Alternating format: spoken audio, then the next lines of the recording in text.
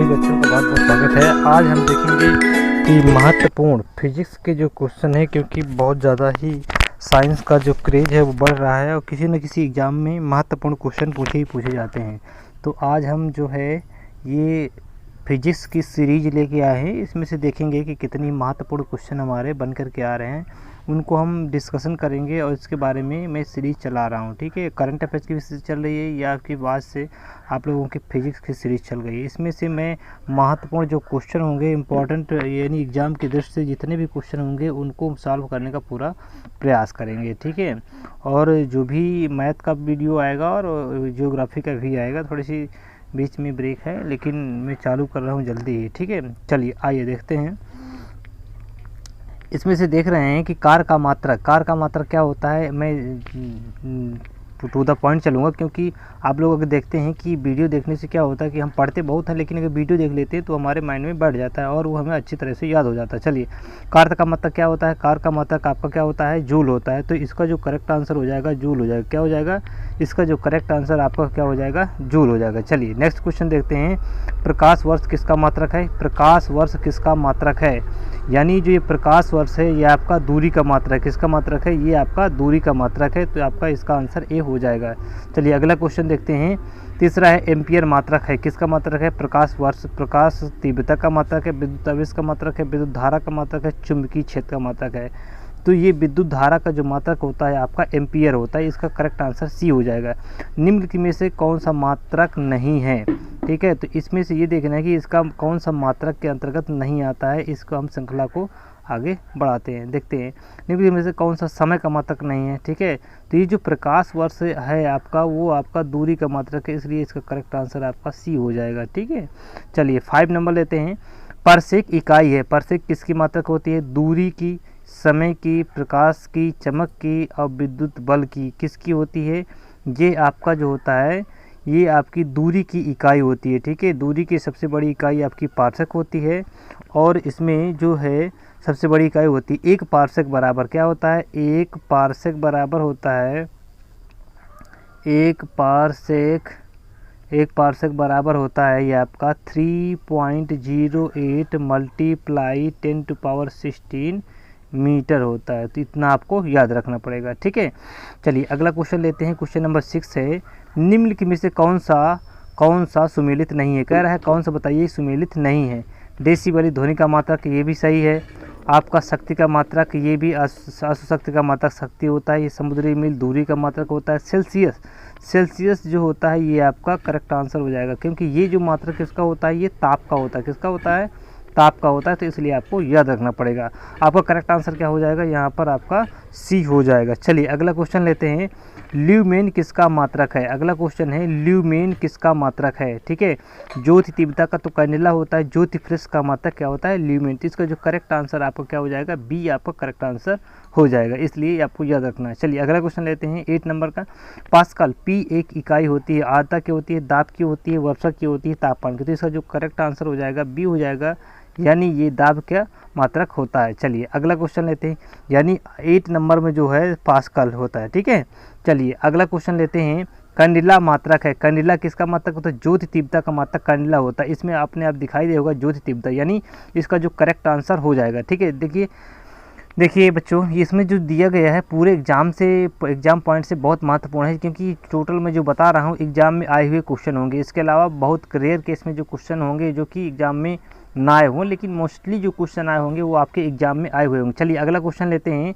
10 number question. Young प्रत्याशा गुणांक का एसआई मात्रक क्या होता है? यंग प्रत्याशा गुणांक का एसआई मात्रक क्या पूछा है? यंग प्रत्याशा गुणांक का एसआई मात्रक पूछा है। तो इसका हो जाएगा आपका, इसका हो जाएगा न्यूटन प्रति मीटर स्क्वायर हो जाएगा। क्या हो जाएगा? न्यूटन प्रति मीटर स्क्वायर हो जाएगा, इसका मात्रक हो जाएगा। तो आपको इसको अच्छे से याद रखना पड़ेगा। ठीक है, तो mg/πr² /L/L होता है, इसका मात्रक इस तरह से हम निकाल लेंगे। अगला क्वेश्चन देखते हैं। अगला क्वेश्चन, एक अदिश राशि है। सदिश राशि और अदिश राशि क्या होती है? सदिश राशि होती है जो दिशा के साथ साथ होती है, अदिश राशि होती है जिसमें दिशा नहीं होती है। तो ऊर्जा का मात्रा, ऊर्जा अदिश राशि, ऊर्जा एक क्या है? एक अदिश राशि। बल एक सदिश राशि है, संवेग एक सदिश राशि है, और ये आपका हो जाएगा ऊर्जा। ऊर्जा को हम ये इसमें दिशा नहीं दे सकते, इसका वजन होता है, यानी कितने कैलोरी में इस तरह मापते हैं। इसमें ये आपका कोई अदिश राशि है, ये इसमें कोई डायरेक्शन नहीं होती है, ठीक है। तो आपको याद रखना पड़ेगा कि यही आपका हो जाएगा। चलिए अगला क्वेश्चन देखते हैं। अगला क्वेश्चन देखते हैं, एक क्वेश्चन अभी छूट गया लगता है आपका। चलिए 11 नंबर का देख लेते हैं, ये छूट गया। निम्नलिखित युग्म में से किस भौतिक राशियों के समान विमीय सूत्र नहीं है कह रहा है। तो इसका जो होता है, ये बल जो होता है एवं दाब, बल बराबर द्रव्यमान, बल बराबर होता है द्रव्यमान गुणे त्वरण होता है, दाब बराबर बल बटा क्षेत्रफल होता है। तो दाब बराबर होता है, दाब बराबर जो होता है, यानी कह सकते हैं दाब बराबर जो होता है बल बटा आपको क्या होता है? क्षेत्रफल हो जाता है, यानी क्षेत्रफल गुणे दाब, क्षेत्रफल गुणे दाब, ठीक है। तो ये बल बटा क्षेत्रफल, यानी इसमें तीनों में रिलेशन निकल रहा है, इसलिए ये समान नहीं है। कार्य एवं ऊर्जा ये इनकी राशियाँ समान है, आवेग संवेग ये भी समान है, भार एवं बल ये भी लगभग समान है। तो इसलिए इसका करेक्ट आंसर ये हो जाएगा 11 नंबर का। अगला, निम्नलिखित में से सदिश राशि क्या होती है? बताना है निम्नलिखित में से सदिश राशि क्या होती है? वेग, द्रव्यमान,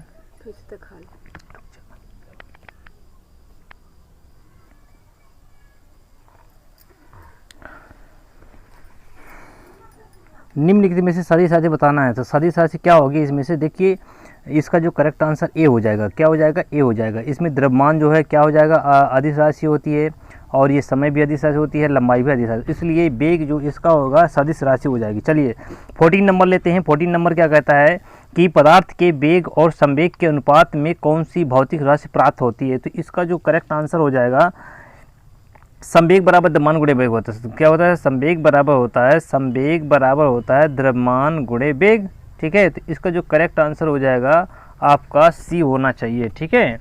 तो इसका जो करेक्ट आंसर हो जाएगा सी हो जाएगा। तो आप इस तरह से इनके जितने भी क्वेश्चन हैं आप इनको अच्छे से याद कर लीजिए, और याद करने के बाद 2-3 बार अगर वीडियो को रिमाइंड करके देख लेंगे तो आपको एक भी क्वेश्चन की कन्फ्यूजन नहीं होगी, और वहाँ बार बार वीडियो देखिए तो आपको एकदम से करेक्ट हो जाएगा, ठीक है। तो इसका जो करेक्ट आंसर आपका क्या हो जाएगा? इसका जो करेक्ट आंसर हो जाएगा आपका सी हो जाएगा, ठीक है। अगला क्वेश्चन लेते हैं। शून्य में स्वतंत्र रूप से गिरने वाली वस्तुओं की क्या होती है? समान गति होती है, समान वेग होता है, समान त्वरण होता है, समान बल होता है। तो इसमें समान त्वरण होता है। इसका जो करेक्ट आंसर आपका हो जाएगा ये आपका हो जाएगा सी नंबर आपका करेक्ट आंसर हो जाएगा, इसलिए आपको याद रखना पड़ेगा, ठीक है।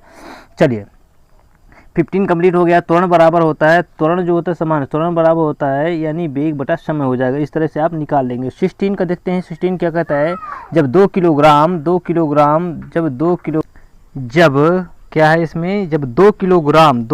वाले द्रव्यमान पर 5 किलोग्राम न्यूटन का बल लगाया जाता है तो उसमें क्या प्राप्त होता है? ये आपका क्वेश्चन है। तो इसमें से त्वरण क्या हो जाएगा? यानी त्वरण बराबर आपका हो जाएगा, त्वरण बराबर क्या होता है? बल बटा द्रव्यमान। क्या होता है? बल बटा द्रव्यमान होता है, ठीक है। बल बटा द्रव्यमान यानी कितना है? बल आपका 5 है, द्रव्यमान कितना है? आपका 2 है। तो ये करेंगे तो यह यानी 2.5 आपका क्या आ जाएगा? त्वरण मीटर पर सेकंड स्क्वायर आपका आंसर हो जाएगा। चलिए अगला क्वेश्चन लेते हैं। 17 का क्वेश्चन है, किसी भी स्थिर या गतिशील वस्तु की स्थिति और दिशा में तब तक कोई परिवर्तन नहीं होता है जब तक उस पर कोई बल सक्रिय ना हो। तो ये न्यूटन का जो है, न्यूटन का कौन सा नियम है? न्यूटन का फर्स्ट लॉ है। क्या है? ये न्यूटन का पहला नियम ये कहता है कि यदि कोई वस्तु गतिमान है तो गतिमान रहना चाहती है जब तक उस पर कोई बाहरी बल न लगा। न्यूटन ने 3 नियम बताए थे। द्वितीय है, दूसरा नियम न्यूटन का ये कह रहा है कि द्वितीय नियम क्या कहता है न्यूटन का? कि द्वितीय नियम न्यूटन का ये कहता है कि जब कोई वस्तु जो है यानी बल बराबर द्रव्यमान गुणे त्वरण से संबंधित आता है। तीसरा नियम क्या है? क्रिया प्रतिक्रिया का नियम होता है। उस पर हम कोई बल लगाते हैं तो वह वस्तु भी हम पर उतना ही बल लगाती है जितना कि हम उस पर लगाते हैं, इसलिए इसका आंसर आपका पहला हो जाएगा। चलिए अगला क्वेश्चन लेते हैं। रॉकेट किस सिद्धांत पर कार्य करता है? तो ये भी आपका इसका आंसर हो जाएगा संवेग संरक्षण के सिद्धांत पर आपका रॉकेट। देखिए जितना ही महत्वपूर्ण है सारे एग्जाम में आए हुए क्वेश्चन में करवा रहा हूँ। चलिए आइए 19 क्वेश्चन लेते हैं। 19 क्वेश्चन ये है कि ये जो आपका है अश्व यदि अचानक चलना प्रारंभ कर दे तो अश्वारोही के गिरने की आशंका का कारण है। यानी क्या कारण हो सकता है, तो इसका जो करेक्ट आंसर आपका सी हो जाएगा, विश्राम जड़त्व। यानी जड़त्व स्थिर रहता है, जैसे हम चलते हैं तो वो चलने लगता है, तो हम क्या होता है कि पीछे की ओर गिर जाते हैं इसलिए। ठीक है, अगला क्वेश्चन ये है कि चलती हुई बस अचानक जब ब्रेक लगाती है तो उसमें बैठे हुए यात्री आगे की दिशा में गिरते हैं, इसके समझने का क्या कारण हो सकता है। सापेक्षता का सिद्धांत, न्यूटन का पहला नियम, न्यूटन का दूसरा नियम और न्यूटन का तीसरा। ये जो है इसका करेक्ट आंसर आपका बी हो जाएगा, न्यूटन का पहला नियम। क्या है, न्यूटन का पहला नियम आपका करेक्ट आंसर हो जाएगा। ठीक है, मैंने बताया जब कोई वस्तु चलती रहना चाहती है, जब गिरती स्थिर है तो स्थिर रहना चाहती है, जब तक बल ना लगाया जाए। चलिए अगला क्वेश्चन थे, बल का गुणनफल होता है, बल बराबर क्या होता है, बल बराबर होता है द्रव्यमान गुणे त्वरण होता है। क्या होता है, बल बराबर द्रव्यमान। इसका जो करेक्ट आंसर आपका बी हो जाएगा। ठीक है, यानी बल बराबर जो होता है, बल बराबर हो जाता है द्रव्यमान गुणे त्वरण हो जाता है। क्या हो जाता है, बल बराबर द्रव्यमान गुणे त्वरण, इसलिए इसका करेक्ट आंसर बी हो जाएगा। चलिए, शरीर का वजन होता है, शरीर का वजन पृथ्वी की सतह पर सभी जगह समान होता है, ध्रुव पर अधिकतम। इसका जो करेक्ट आंसर हो जाएगा ध्रुव पर अधिकतम होता है। ठीक है, सॉरी ये आपका सी नहीं होगा, इसका जो करेक्ट आंसर आपका बी हो जाएगा। तो जैसे ये मैंने पोल बनाया है, ये आपका ग्रुप बनाया है, इस पर ये इक्वेटर 0 होता है। जैसे जैसे हम ऊपर जाते हैं ये आपका क्या होता है, यहाँ ध्रुव होता है, यहाँ भी क्या होता है आपका ध्रुव होता है। ठीक है, यहाँ पर, तो इसलिए यहाँ पर जो होता है मैक्सिमम होता है, यहाँ पर मैक्सिमम होता है, और इक्वेटर में इसका मान जो होता है कम होता जाता है। चलिए अगला क्वेश्चन लेते हैं, किसी मनुष्य का भार यदि पृथ्वी पर 600 ग्राम है, किसी मनुष्य का भार कितने पर 600 ग्राम है, तब चंद्रमा पर उसका भार कितना होगा। चंद्रमा पूछा है तो चंद्रमा का यानी चंद्रमा पर भार बराबर कितना हो जाएगा, यानी टोटल जो पृथ्वी का भार है यानी 600/1/6 हो जाएगा, क्योंकि 1/6 होता है ना, 6 कम 6, और ये आपको 100 न्यूटन के बराबर हो जाएगा। कितना हो जाएगा, इसका जो करेक्ट आंसर आपका डी हो जाएगा। चलिए अगले क्वेश्चन होते हैं, पृथ्वी की सतह पर किसी का भार इतना न्यूटन है, पृथ्वी की सतह पर किसी वस्तु का भार कितना है 29.5 न्यूटन, तो उसका द्रव्यमान कितना होगा। अब इसका आप जो है आप इसका करेक्ट आंसर आप लगा लेंगे कितना होना चाहिए। ठीक है, तो इसमें क्या करेंगे हम, तो वहाँ पर क्या पूछा है कि इसका द्रव्यमान, तो इसलिए द्रव्यमान जब निकालेंगे द्रव्यमान बराबर हो जाएगा ये भार W अपान क्या हो जाएगा, उसमें से त्वरण हो जाएगा, यानी कह सकते हैं जी हो जाएगा। तो इसलिए W कितना आ जाएगा 29.4 अपान में हो जाएगा 9.8। जब हम इसको काटेंगे तो ये आपका 3 टाइम जाएगा, कितना जाएगा 3 टाइम जाएगा, इसलिए इसका जो आंसर हो जाएगा आपका 3 हो जाएगा। कितना हो जाएगा जी, इसका आंसर हो जाएगा आपका 3 निकलेगा। ठीक है, तो 3 किलोग्राम, इसका करेक्ट आंसर बी हो जाएगा। एक अंतरिक्ष यात्री पृथ्वी तल की तुलना में चंद्र तल पर अधिक ऊंची छलांग लगा सकता है। इसका रीजन ये है कि चंद्रमा पर कोई वातावरण नहीं है, इसका जो करेक्ट आंसर बी हो जाएगा।